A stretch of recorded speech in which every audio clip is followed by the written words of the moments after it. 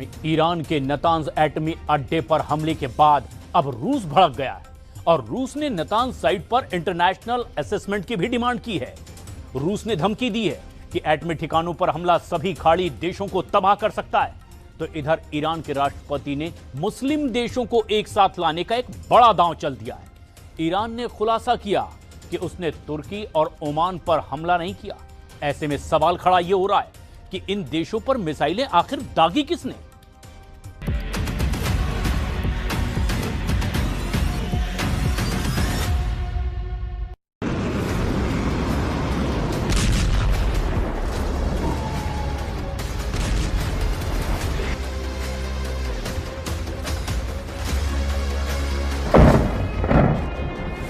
Iran का Natanz एटमी अड्डा फिर अमेरिका इजराइल के टारगेट पर आ गया है। ईरान की तस्नीम न्यूज एजेंसी की रिपोर्ट के मुताबिक परमाणु अड्डे पर बमबारी से भारी नुकसान पहुंचा है। हमले के बाद नतांज साइट की तस्वीर ऐसी है जिसमें बैकअप टरबाइन जनरेटर तबाह हुए देखे जा सकते हैं। पावर सप्लाई की सपोर्ट बिल्डिंग भी बमबारी में झुलस गई है।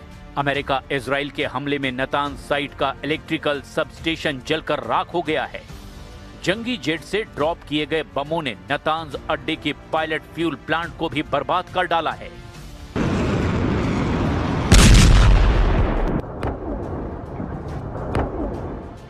गनीमत सिर्फ इतनी है कि बम धमाकों से न्यूक्लियर साइट पर रेडियो एक्टिव लीक नहीं हुआ, वरना नरसंहार तय था।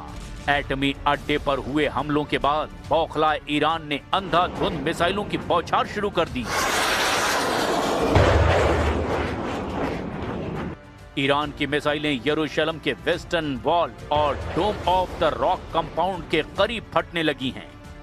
जूनियर खामनेई के विस्फोटक रॉकेटों के धमाके तेल अवीव और वेस्ट बैंक को दहलाने लगे हैं। बगदाद में अमेरिकी सैन्य ठिकानों को ईरान भीषण बमबारी करके जलाने लगा है। ईरान के हमलों के डर से नेटो सेना इराक से उल्टे पांव भागने लगी है। 8 साल से इराक में तैनात नेटो फोर्स युद्ध के बीच में ही अमेरिका को छोड़कर भाग खड़ी हुई है। नेटो फोर्स के टॉप कमांडर जनरल एलेक्सिस ग्रीनकविच ने जानकारी दी कि इराक से नेटो के मिशन से जुड़े सैकड़ों कर्मचारियों को यूरोपीय देशों में भेजा गया है। उत्तरी इराक में ब्रिटेन, फ्रांस और इटली के सैन्य ठिकानों पर सिलसिलेवार हमलों के बाद ये कदम उठाया गया। इराक से वापस लौटे नेटो कर्मचारी अब इटली के नेपल्स में नेटो के मुख्यालय में एक्टिव होंगे। नेटो फोर्स के इन्हीं फैसलों पर ट्रंप भड़के हुए हैं। उन्होंने युद्ध में साथ न दे रहे नेटो सदस्यों को कायर तक कह दिया है। हालांकि इसके बाद भी किसी नेटो देश ने युद्ध का रिस्क लेना सही नहीं समझा, जिसके बाद ट्रंप ने फिर से हॉर्मुज में नेटो से मदद मांगी है। हॉर्मुज में अमेरिका की मुश्किलें बढ़ने के बाद ब्रिटेन ने बड़ा कदम उठाया है।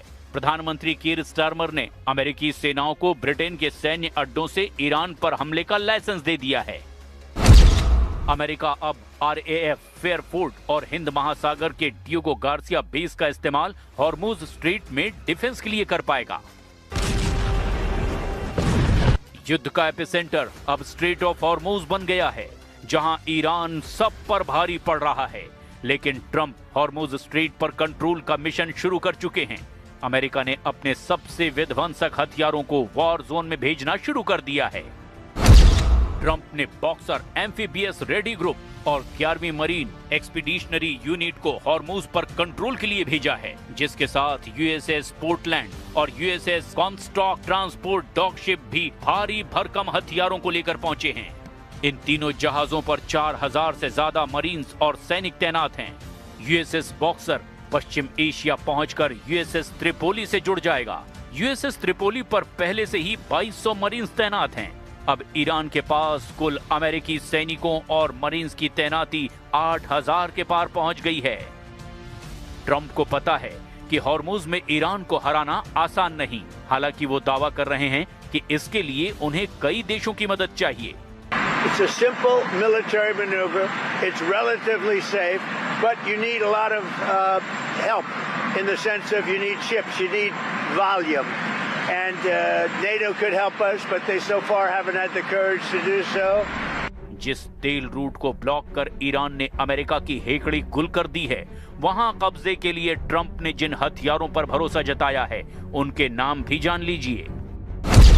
अमेरिका ने हॉर्मुज फ्रंट पर F-35B stealth fighter jet, MV-22 Osprey, ये टिल्ट रोटर एयरक्राफ्ट है, CH-53E भारी helicopter, AH-1Z Viper attack helicopter, UH-1Y Venom utility helicopter, A-10 वॉथोंग विमान और अपाचे हेलीकॉप्टर हथियारों के साथ 5000 पाउंड के बंकर बस्टर बम भी भेजे हैं। अमेरिका ने हथियारों की तैनाती में इजाफा मुस्तफा खामनेई की नई धमकी के बाद किया है, जिसमें मुस्तफा ने युद्ध में ईरान की जल्द जीत का दावा किया। सुप्रीम लीडर बनने के बाद मुस्तफा खामनेई का पहला ऑडियो भाषण ईरान ने रिलीज किया है। अपने भाषण में मुस्तफा ने ट्रंप के तख्ता पलट की साजिश पर करारा हमला किया। جنگ دوم کودتای دیماه بود که آمریکا و نظام صهیونی به تصور اینکه مردم ایران در اثر مشکلات اقتصادی تحمیل شده نظر دشمن را عملی می‌نمایند، با استفاده از مزدوران خود فجایع بیشماری را رقم زدند. ईरान के सुप्रीम लीडर ने यह भी सफाई दी कि तुर्की और ओमान पर ईरान ने कोई हमला नहीं किया। दोनों देशों पर हुए हमलों को मुस्तफा खामनेई ने दुश्मनों की फूट डालने की साजिश कहा है। मुस्तफा ने एक बार फिर से एटम बम बनाने वाले आरोपों को खारिज कर दिया है, लेकिन अमेरिका अभी भी ईरान की लीडरशिप की हिट लिस्ट बना रहा है।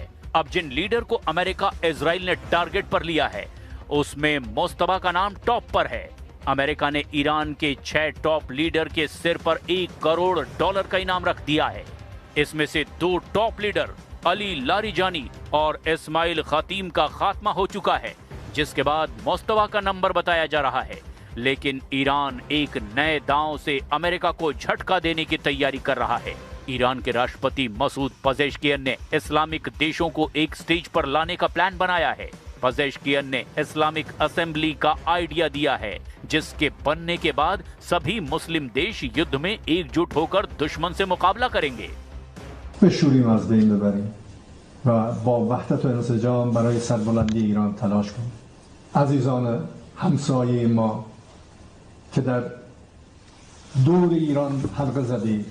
इधर ट्रंप आर्मी की कोशिश है जल्द से जल्द जंग को खत्म करने की। अमेरिका इजराइल ने पहले ही फेज के हमलों में ईरान के एयर डिफेंस, उसके कमांड और कंट्रोल को खत्म कर दिया। पहले राउंड में ईरान के मिसाइल और ड्रोन लॉन्च इंफ्रास्ट्रक्चर को कमजोर कर दिया गया। अमेरिका और इजराइल के हमलों का दूसरा फेज अभी चल रहा है।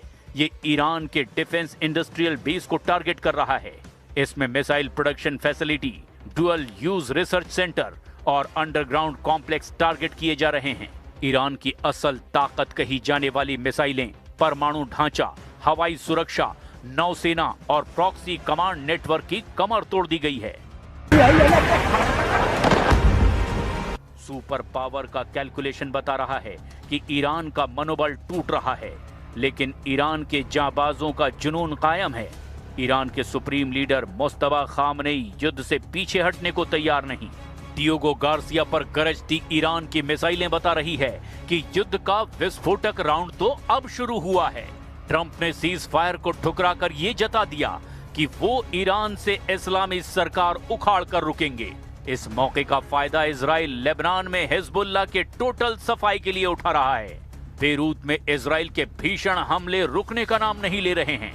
लेबनान में जगह जगह पर, चाहे बेरूत हो, दहाया हो, सैदोन हो, नबाती हो, बीका वैली हो या बाकी एरियाज, वहां पे लगातार टारगेट किया जा रहा है। मैं दिखाने की कोशिश करूंगा कि उस पार क्या हुआ है, क्योंकि न्यूज़ 18 इंडिया की टीम है उस जगह पर जहां से पूरा लेबनान दिखता है। ये आखिरी लाइन है इसराइल के साइड से लेबनान इसराइल बॉर्डर की। तो आप देखिए कि उस पार के हालात क्या हैं। बेरूत में धमाके, तेल अवीव में धमाके, बहरीन में अमेरिका के अड्डों पर धमाके, यूएई और कुवैत में धमाके। ये बारूदी शोर कब थमेगा कोई नहीं जानता, लेकिन ज्यादा देर हुई तो दुनिया इसकी भारी कीमत चुकाएगी।